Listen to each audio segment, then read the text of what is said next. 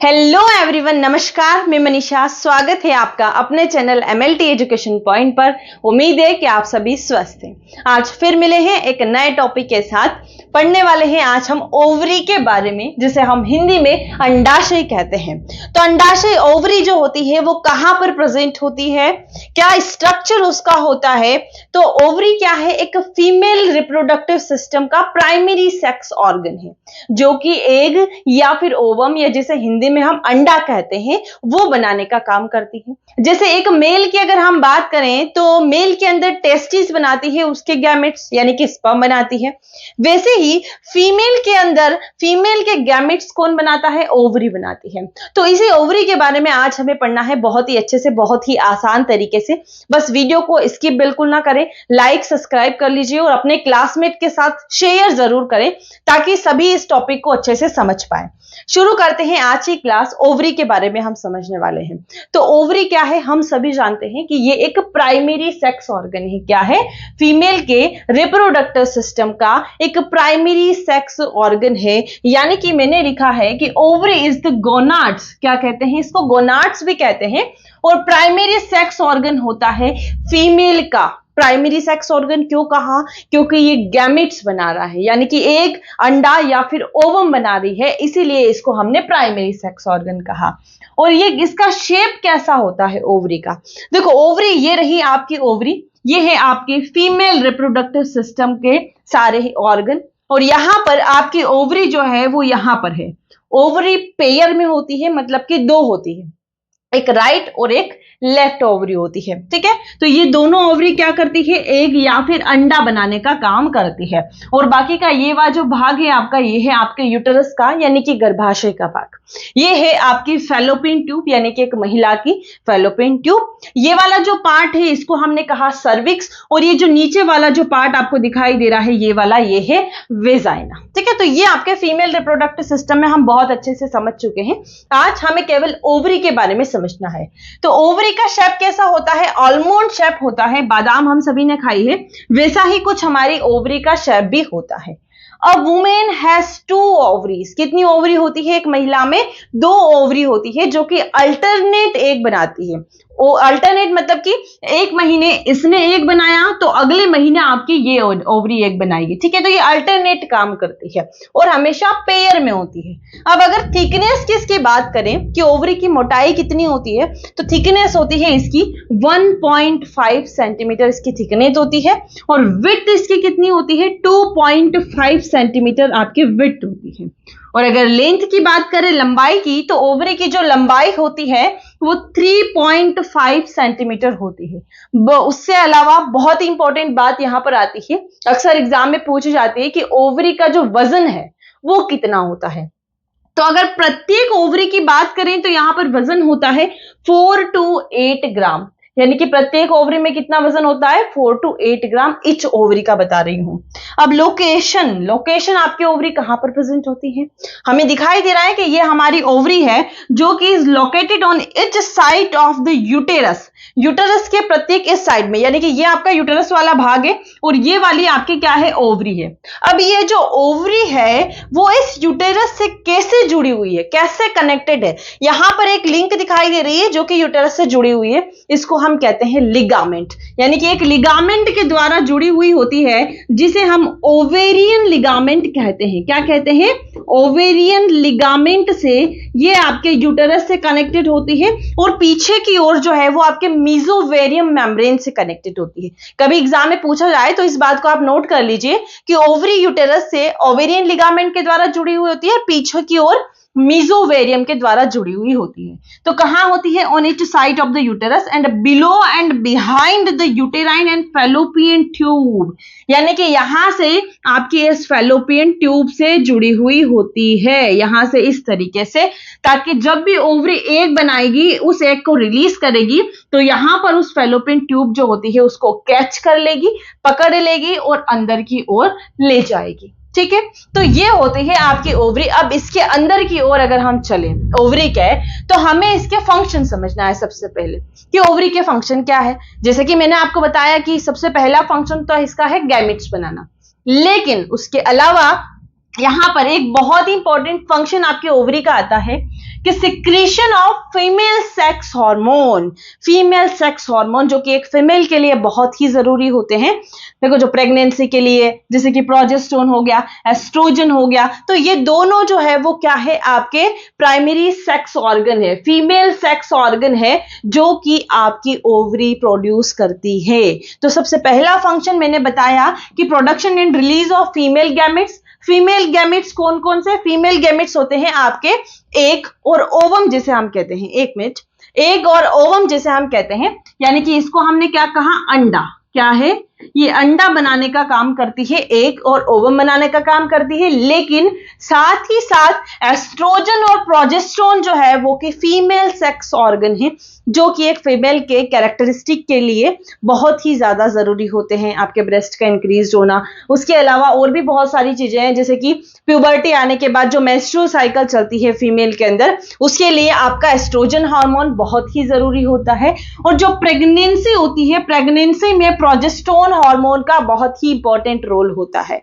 तो ये काम होता है आपका ओवरी का। ठीक है, आगे बढ़ते हैं। अब हमें ओवरी का स्ट्रक्चर समझना है कि आपकी ओवरी का स्ट्रक्चर होता कैसा है, कि आखिर में उस ओवरी का क्या स्ट्रक्चर होता है, वो कैसे बनी हुई होती है। सबसे पहली बात, अगर हम इसका इमेज देखें कि ओवरी कैसे होती है, तो ये है आपकी ओवरी का स्ट्रक्चर। इसको आप अच्छे से देख लीजिए। देखो ओवरी के अंदर अगर हम बाहर की ओर से चलें तो यहां पर एक लेयर हमें दिखाई देती है, सबसे आउटर मोस्ट लेयर, जिसे हम जर्मिनल एपिथेलियम कहते हैं। क्या कहते हैं? जर्मिनल एपिथेलियल कहते हैं। अब जर्मिनल एपिथेलियम क्यों कहते हैं? क्योंकि इसके अंदर आपकी जर्म सेल्स बनती है। क्या बनती है?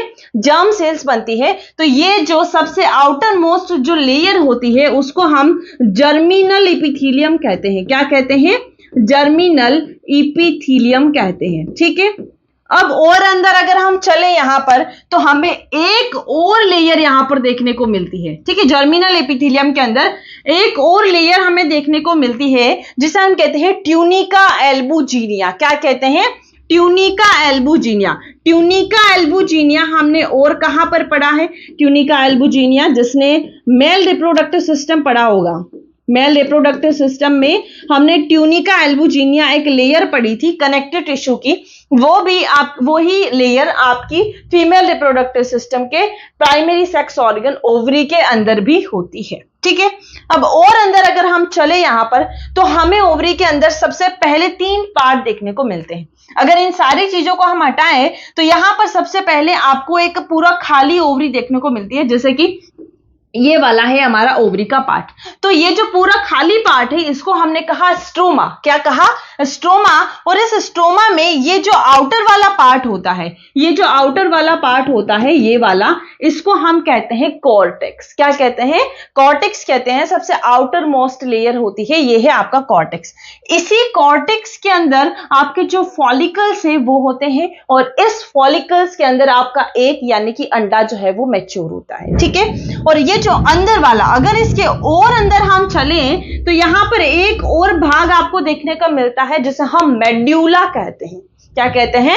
मेड्यूला। तो ये है आपका मेड्यूला, और ये जो मैंने बनाया है ये है आपका कॉर्टेक्स। क्या है? कॉर्टेक्स। और ये है आपकी यहां पर ट्यूनिका एल्बुजिनिया वाली लेयर, और बाहर एक और लेयर होती है जिसे हम कहते हैं जर्मिनल एपिथेलियम।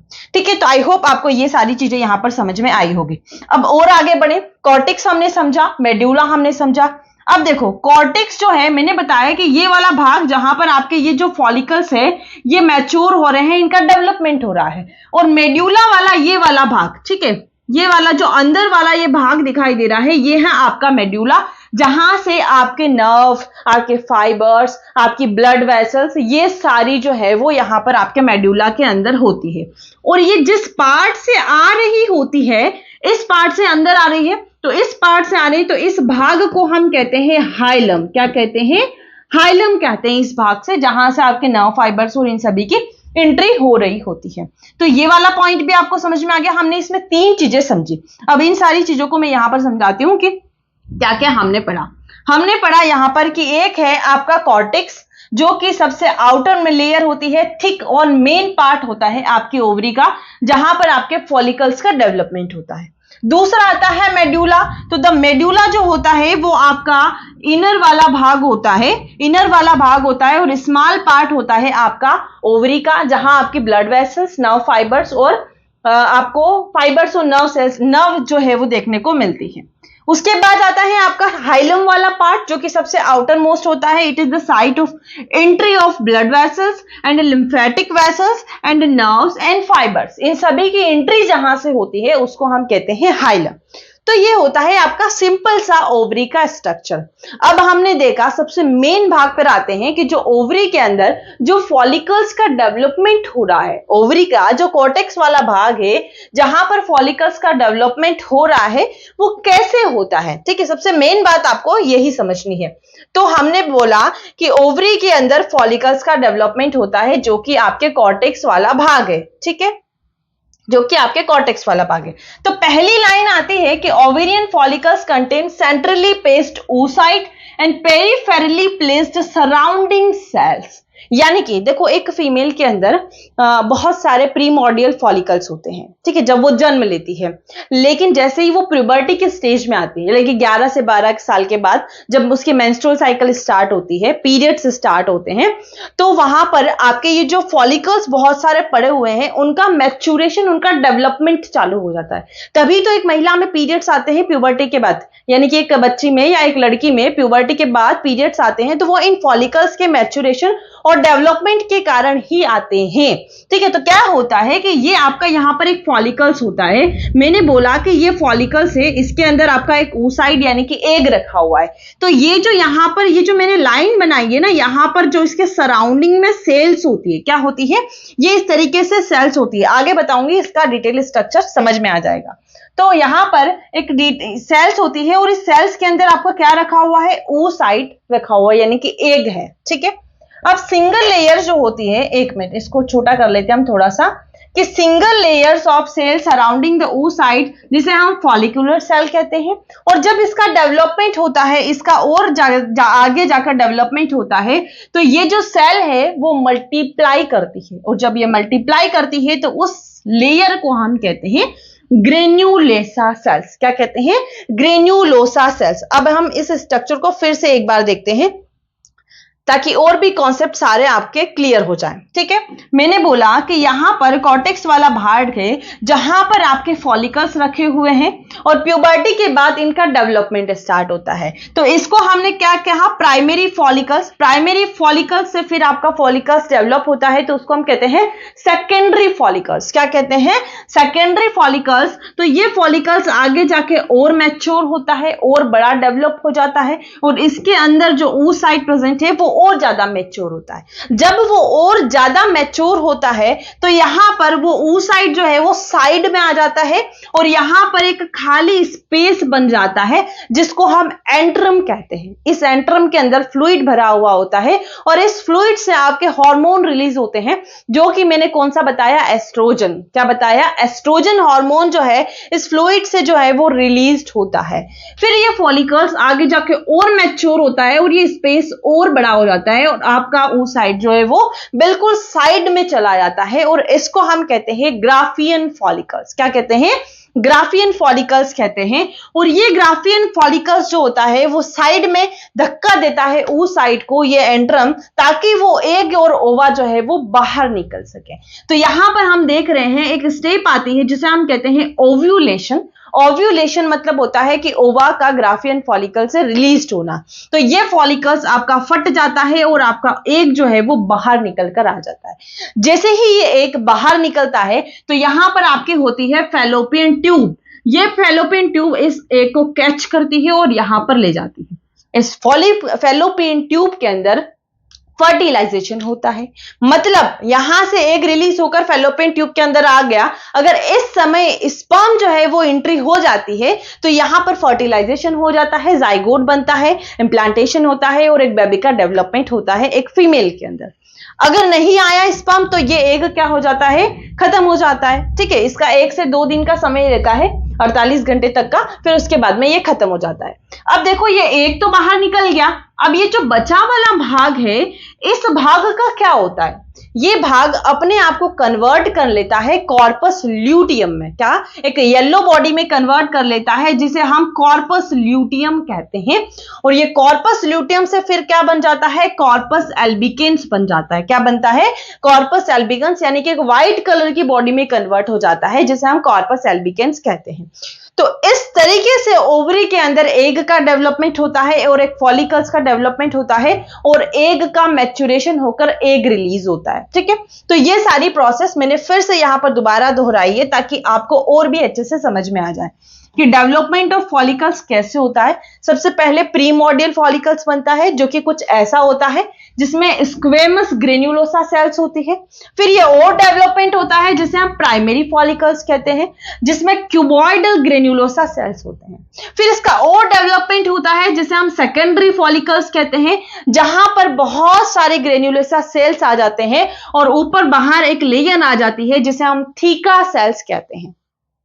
और आगे बढ़ते हैं, ये और मैच्योर होता है जिसे हम ग्राफियन फॉलिकल्स कहते हैं। जब ये ग्राफियन फॉलिकल्स पूरा मैच्योर हो जाता है तो उसके बाद की जो अगली स्टेप आती है वो आती है ओव्यूलेशन। और ओव्यूलेशन में इसमें से आपका ओवा जो है वो बाहर निकल जाता है। जब ये बाहर निकल जाता है तो बचा हुआ भाग अपने आप को एक येलो बॉडी में कन्वर्ट कर लेता है, जिसे हम कॉर्पस ल्यूटियम कहते हैं। और यही होती है आपकी ओवरी के अंदर की प्रोसेस, और ऐसे ही एग बनता है।